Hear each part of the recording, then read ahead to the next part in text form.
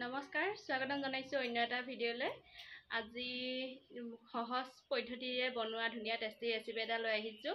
আপোনালোকে যদি নাই বনাই খাই চাব, ইমান ধুনীয়া লাগিছে। ব'লক তেন্তে ভিডিঅ'টো আৰম্ভ কৰোঁ।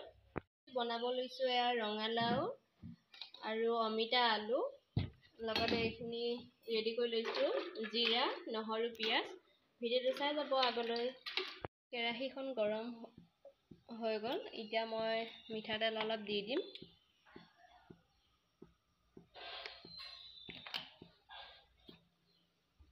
মিঠাতেল দি দিলোঁ। তেলখিনি গৰম হোৱাত মই পিঁয়াজ দি দিছোঁ।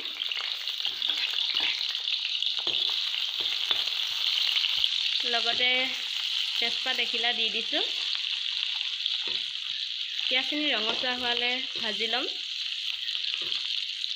পিঁয়াজখিনি অলপ ভাজ খোৱাৰ পাছতে নহৰু দি দিছোঁ, লগতে জিৰা দি দিছোঁ। গোটেই মিশ্ৰণটো ধুনীয়াকৈ ভাজি ল'ম।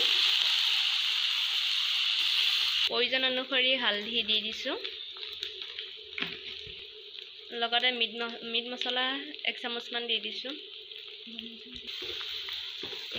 এতিয়া ধুনীয়াকৈ মিশ্ৰণখিনি তেল বিৰিঙি অহাৰ পাছত এয়া মই কাটি থোৱা চব্জিখিনি দি দিছোঁ।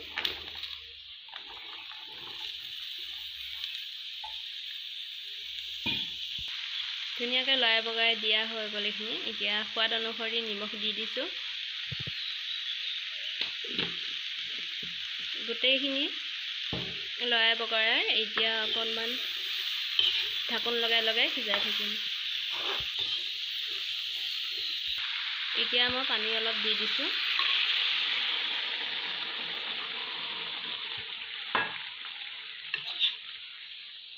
তাৰপিছত লৰাই কৰি এতিয়া আকৌ সিজিবলৈ ঢাকোন লগাই দিম। এয়া আমাৰ চব্জিখিনি হৈ গ'ল, ফাইনেলি ৰেডি হৈ গ'ল। এতিয়া ধুনীয়াকৈ খাই জনাই আছোঁ কেনেকুৱা হৈছে। এয়া চাওকচোন, চব্জিখিনি কি ধুনীয়া গ্ৰেভি হৈছে। আপোনালোকে ৰুটিৰ লগতো খাব পাৰে। মই এতিয়া ভাতৰ লগতে খাই জনাই আছোঁ কেনেকুৱা হৈছে। আৰু বনাই কৰি খাই আহিলোঁ আমি, ধুনীয়া লাগিলে। আৰু আপোনালোকে বনাই খাই চাব বুলি আশা কৰিলোঁ। আজিলৈ আহিছোঁ, বাই বাই। পুনৰ লগ পাম আন এটা ভিডিঅ'ত।